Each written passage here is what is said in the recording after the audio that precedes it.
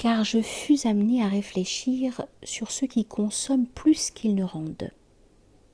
Ainsi du mensonge des chefs d'État, car dans la croyance en leurs paroles résidait l'efficacité de la parole et son pouvoir. Et ainsi je tire du mensonge des effets puissants. Et j'émousse mon arme en même temps que je m'en sers, et si je l'emporte d'abord sur mon adversaire, viendra l'heure où je me présenterai à lui sans arme. Ainsi de celui qui écrit ses poèmes et tire des effets efficaces de ce qu'il triche avec des règles acceptées, car l'effet de scandale est aussi une opération, mais celui-là est un malfaiteur, car pour l'usage d'un avantage personnel, il brise le vase d'un trésor commun.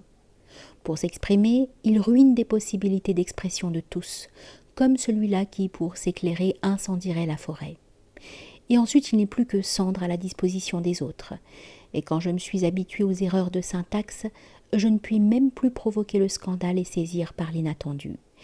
Mais je ne puis non plus m'exprimer dans la beauté du style ancien, car j'ai rendu vaines les conventions. Tous ces signes, ces clignements d'yeux, toute cette entente, tout ce code si lentement élaboré qui me permettait de transmettre de moi jusqu'au plus subtil. Je me suis exprimé en consommant mon instrument et l'instrument des autres. Ainsi de l'ironie qui n'est point de l'homme, mais du cancre.